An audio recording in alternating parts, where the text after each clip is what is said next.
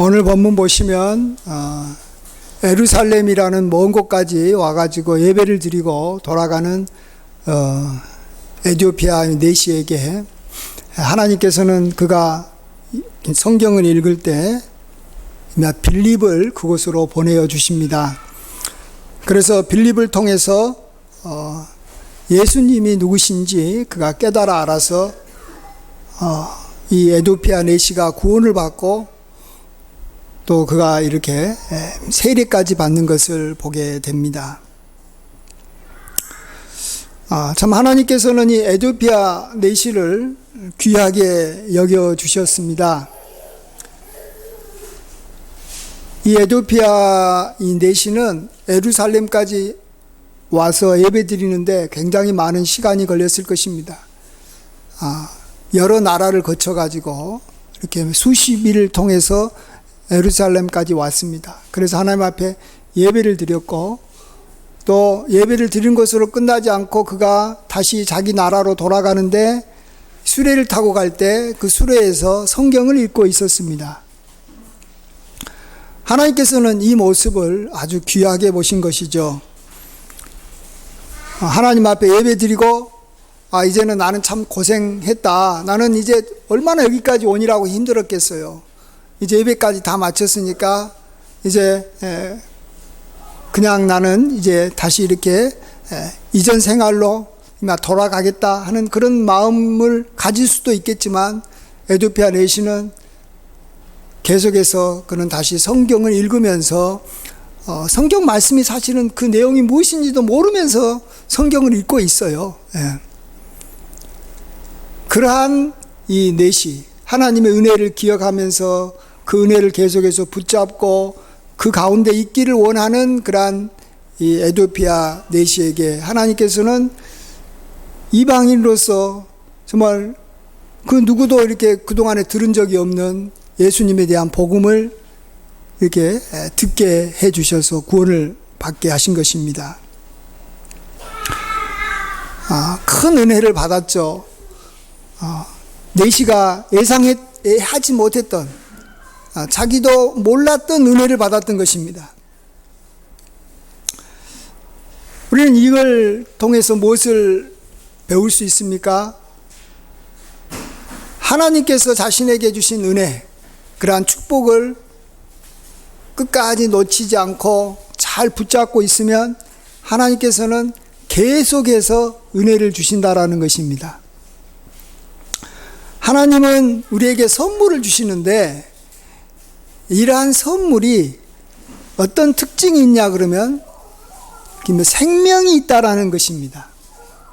하나님은 생명의 하나님이시기 때문에 우리에게 생명이 있는 그러한 선물을 주시는 거예요. 근데 이 생명이 있는 것들은 그냥 내버려 두면 처음에는 좋아도 다 사라져버리고 낡아져버리고 없어져 버립니다. 그래서 생명 있는 것들은 잘 가꾸고 관리해야 되는 것입니다.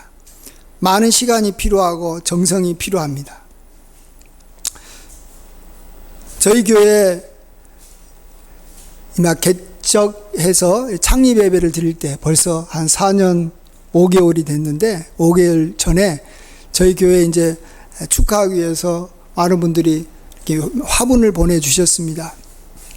그래서 이제 대부분이 지금까지 이제 그 화분이 살아 있는데, 고목나무 이 3그루하고 행운목 종류 2그루가 있습니다. 이번 여름에 베란다에다가 두고 이렇게 비와 햇빛을 잘 맞게 해줬더니 정말로 크게 자라가지고 저의 키만큼 벌써 자랐습니다. 그리고 이제 한 고목나무는 거기서 이 가지를 쳐가지고 이렇게 물꽂이를 해가지고 물에다가 그 이 가지를 담가 놓으니까 뿌리가 자라서 또 이 뿌리가 자란 이 고목나무 가지를 이렇게 흙에다 심었더니 벌써 또 이렇게 조그맣지만 이렇게 3그루가 또 다시 생겨서 자라고 있습니다. 그러니까 고목나무가 벌써 6그루가 된 겁니다.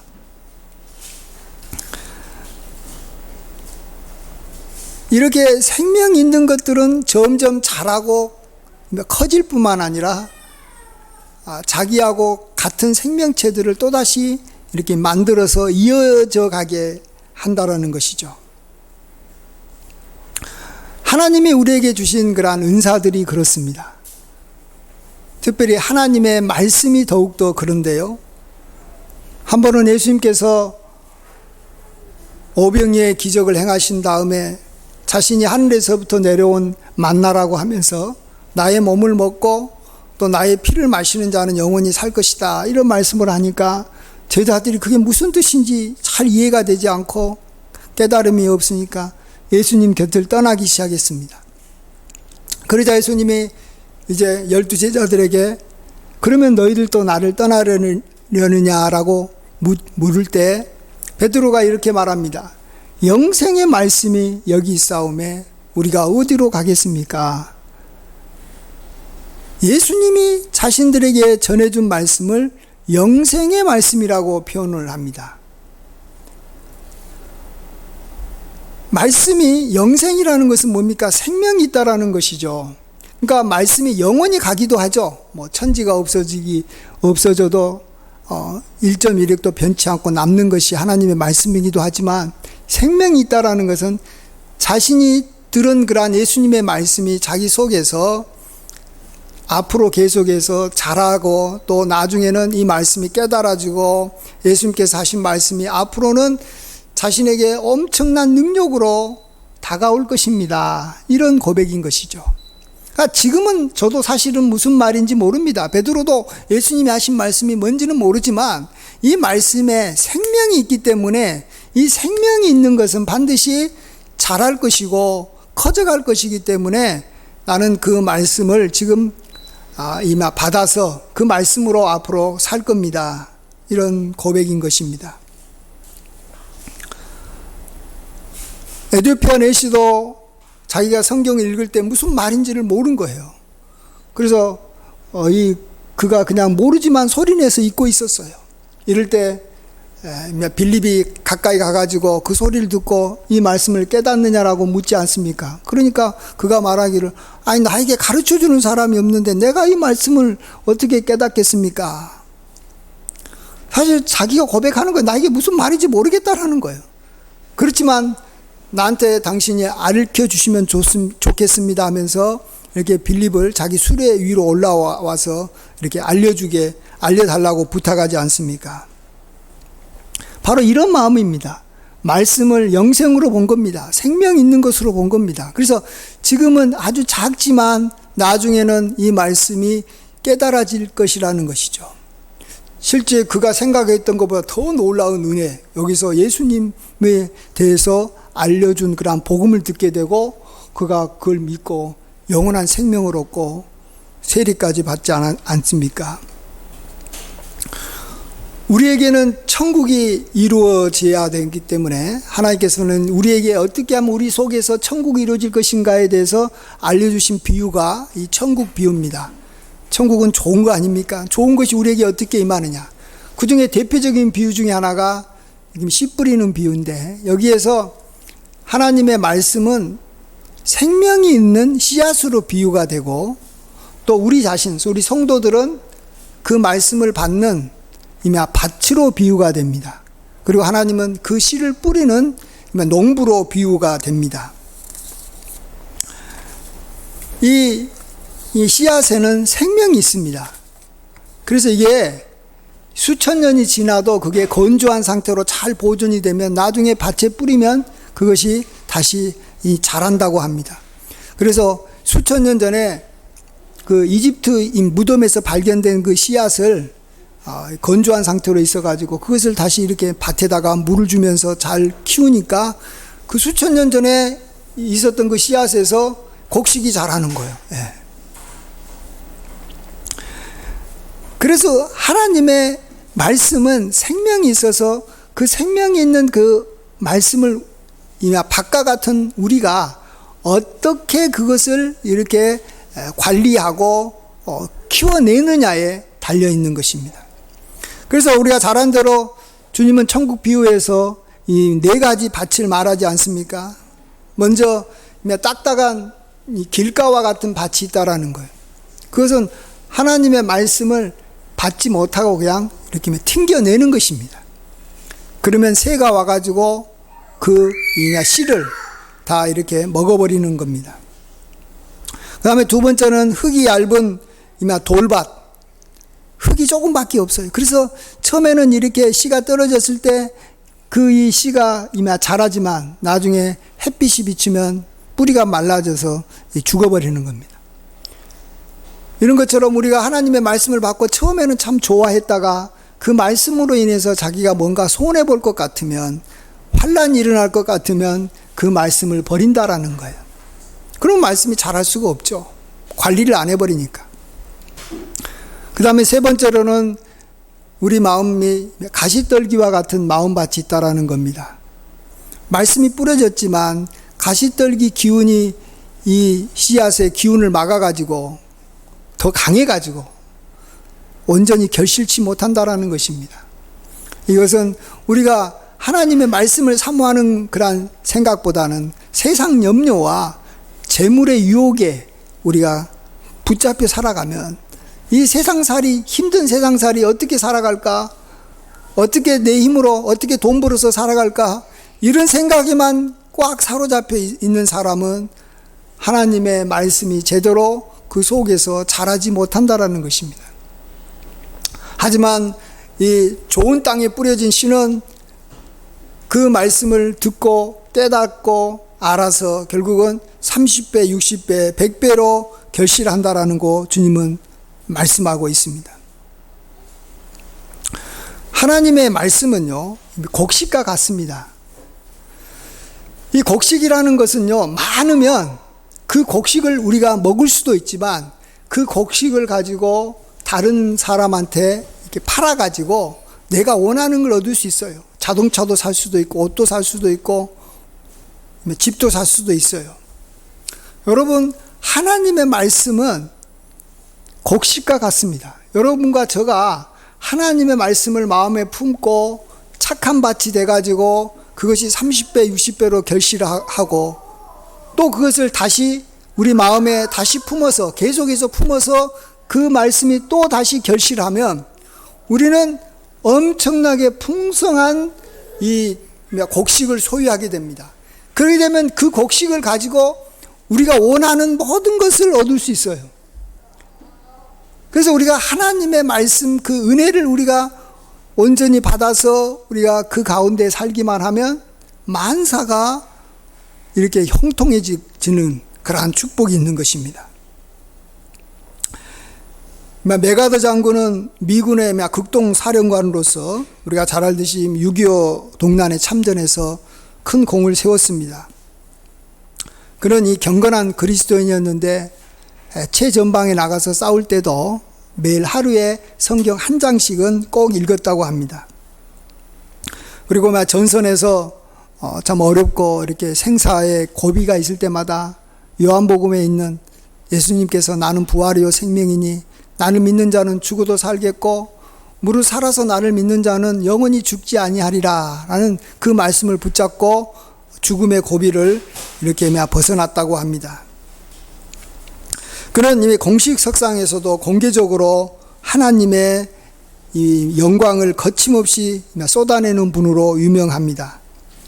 1950년 9월 29일 서울을 수복한 이 기념 연설에서 이렇게 말했습니다.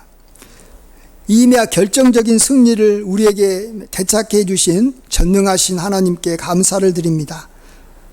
자, 우리 다 같이 이러한 하나님의 그러한 그 은혜를 생각하면서 함께 주기도문으로 우리 이렇게 이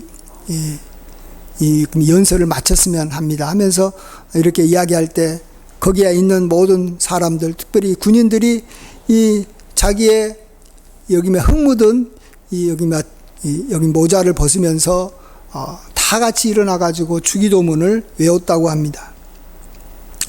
그 전에도 메가더 장군은 마닐라를 이렇게 회복한 후에 연설 끝에 또 이 자리에 계신 모든 분들이 자리에서 일어나 주기도문을 함께 외웁시다 라고 청했는데 그렇게 했고 또 대한민국 정부 수립 후에 국회에서 열린 기념 행사에서도 이렇게 말했습니다.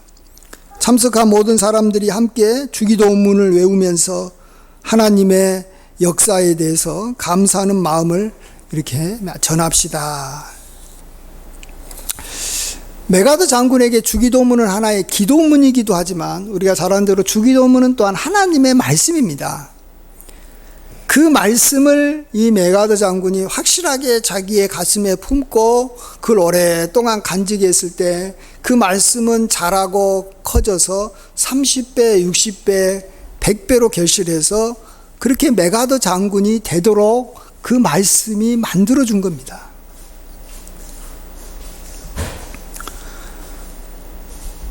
이미 생명의 하나님께서는 우리 모든 생명체에게 아주 귀한 선물 하나가 주셨는데 그것은 제가 봤을 때는 물이라고 생각합니다. 여기 물.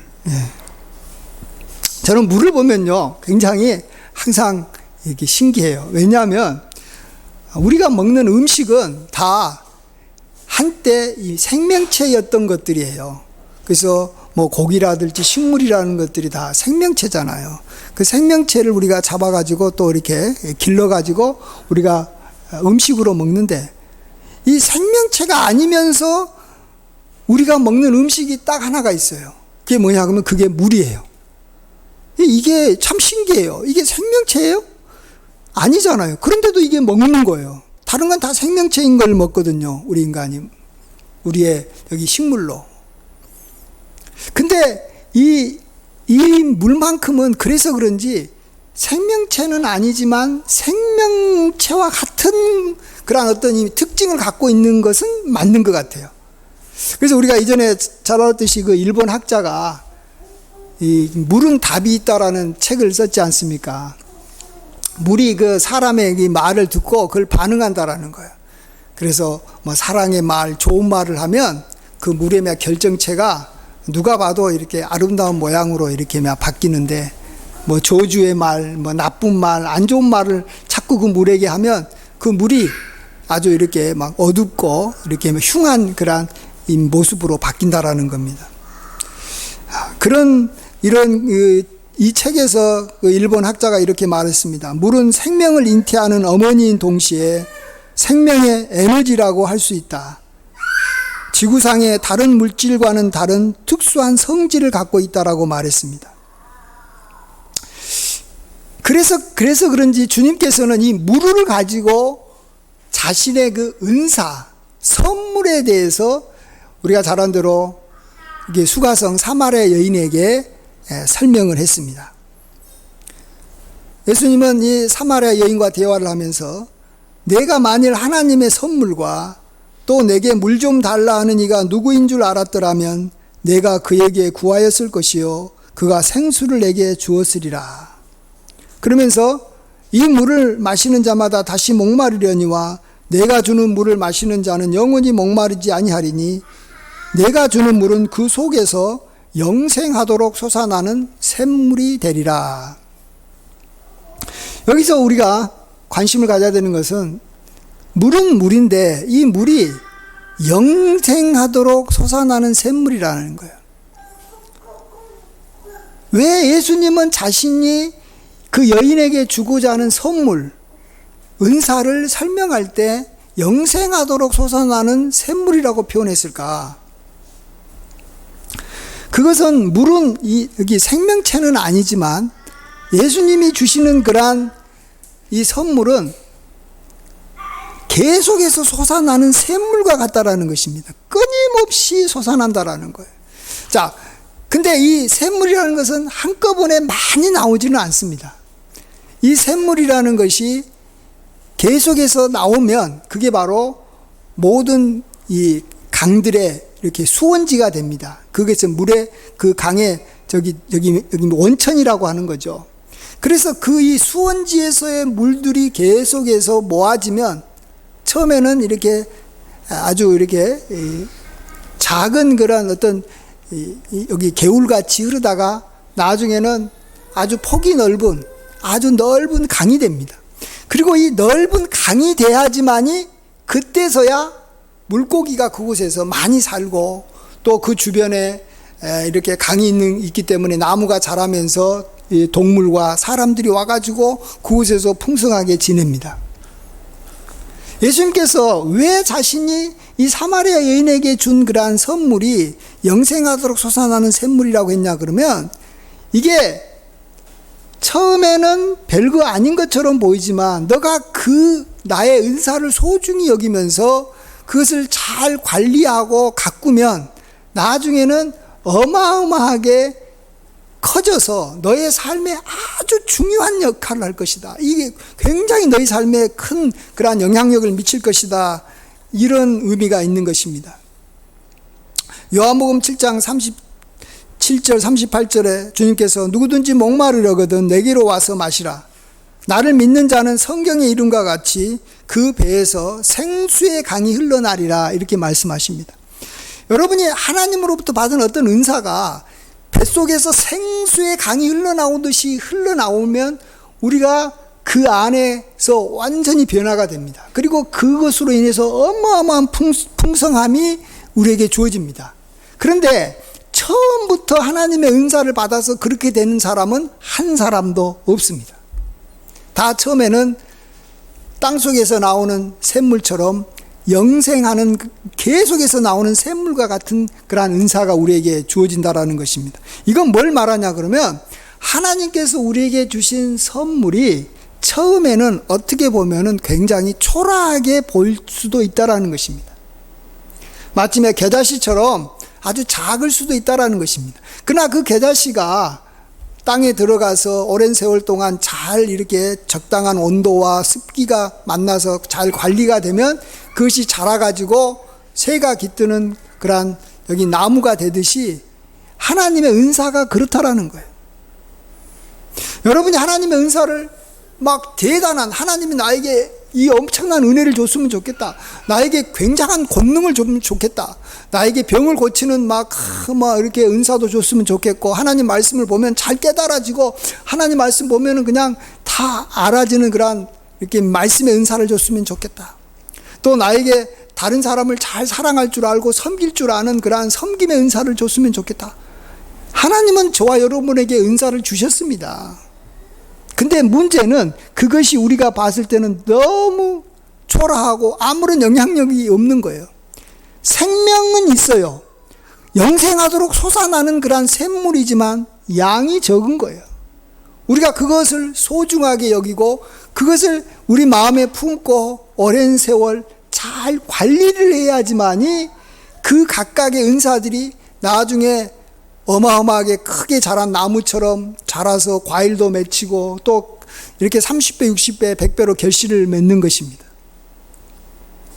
여러분, 하나님으로부터 누구는 은사를 받고 누구는 은사를 안 받고 누구는 축복을 받고 누구는 축복을 안 받고 그런 게 아닙니다.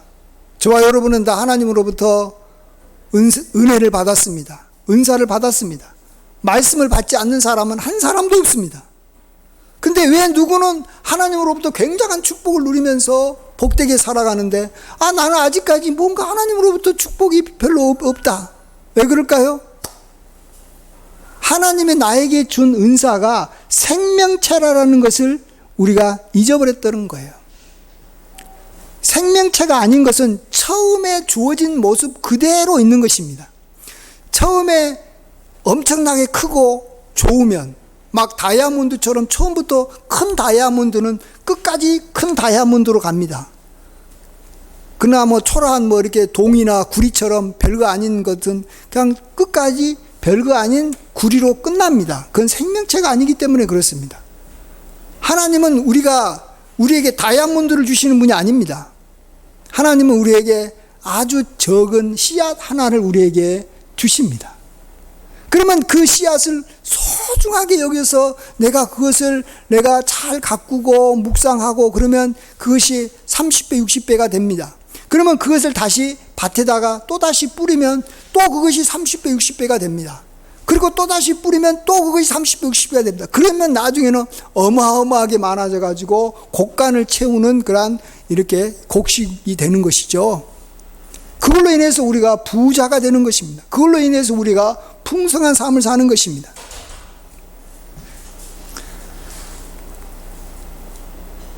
하나님 앞에 우리가 받은 은혜 하나 조그만한 거라도 내가 이 시간 이 에티오피아 내시처럼 예배 드릴 수 있는 것이 너무너무 소중하다고 생각했기 때문에 에티오피아 내시는 저 먼 나라에서도 수십 시간을 걸려서 예루살렘에 와서 하나님 앞에 예배를 드린 것입니다.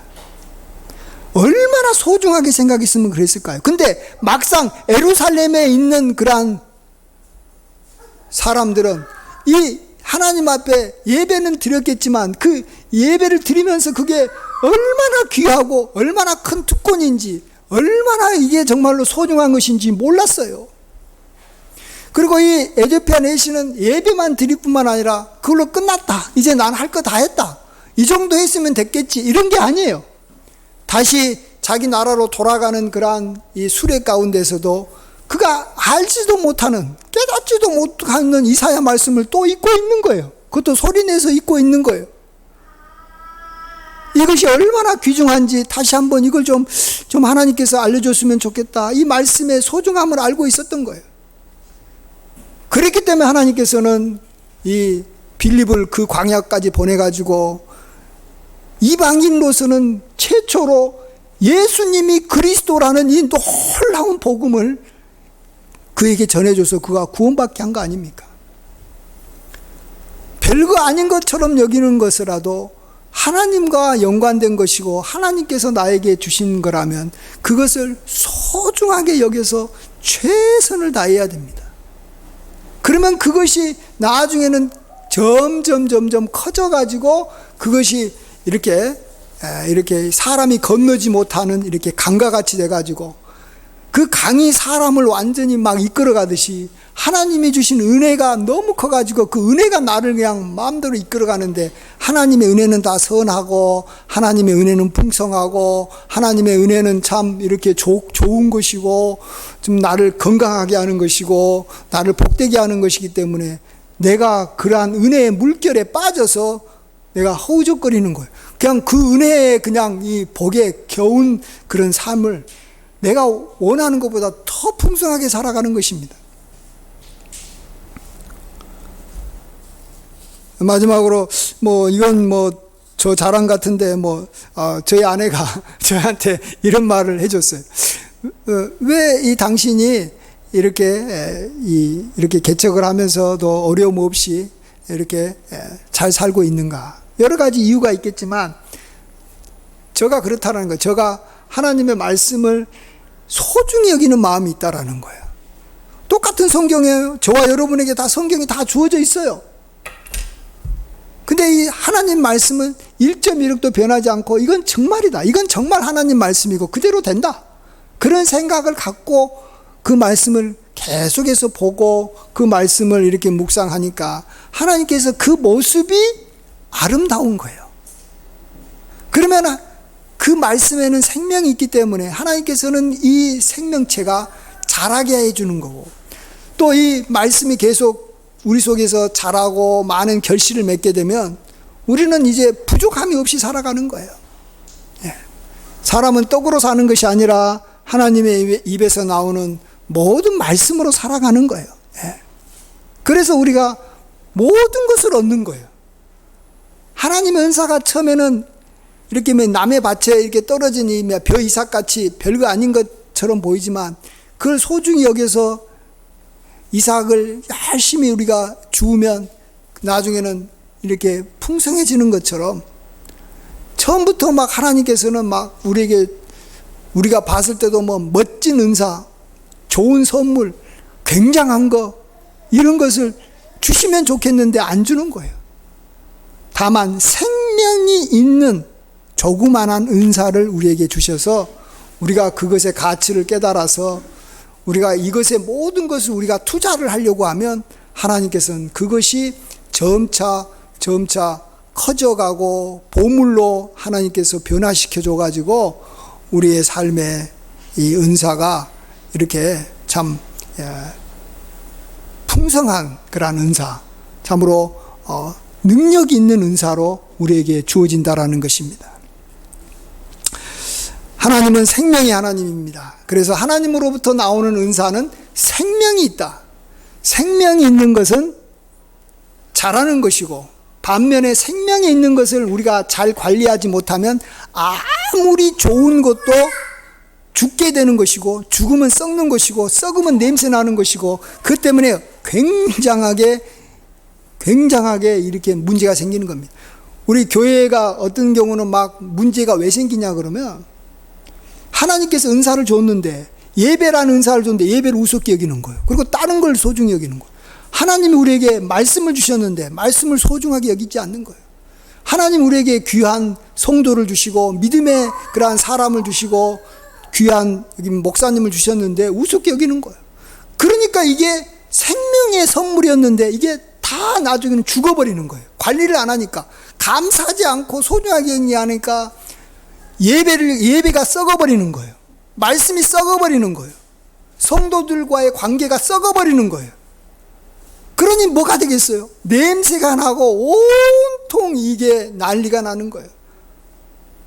우리는 그런 일이 벌어져서는 안 되는 겁니다. 없어도, 작아도, 저분이 참 소중한 나에게 주신 하나님의 사람이다, 이렇게 생각하면서 그분하고 좋은 관계를 맺으면서 그를 용서하면서 살아가면 세월이 지나면서 그분을 통해서 우리가 어마어마한 은혜를 받는 거예요.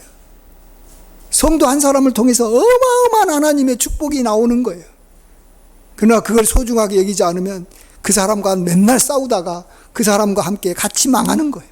하나님의 은사는 생명이 있기 때문에 양날의 칼과 같이 엄청나게 우리에게 좋은 축복이 될 수도 있지만, 이것이 썩으면 어마어마한 악취가 나가지고 우리를 고통스럽게 하는 것이 하나님의 선물인 것입니다. 우리가 이 생명의 선물, 하나님의 은사 아주 소중하게 잘 다루어 가지고 세월이 지나면서 계속해서 우리에게 끝없이 영생하도록 수단하는 샘물이기 때문에 그것이 모아지면 큰 강을 이루고 우리에게 놀라운 은혜가 우리에게 반드시 임하는 날이 오기를 주의 이름으로 간절히 축원드립니다. 아멘. 기도하겠습니다. 생명의 하나님께서 우리에게 생명의 은사를 주셨습니다. 영생의 말씀을 주시고 우리에게 참으로 귀한 하나님의 사람들, 정말로 그들과 함께 지내게 해주시고 하나님 앞에 예배를 드리게 해주셨고 말씀으로, 은혜로, 축복으로 우리에게 함께 해주셨습니다.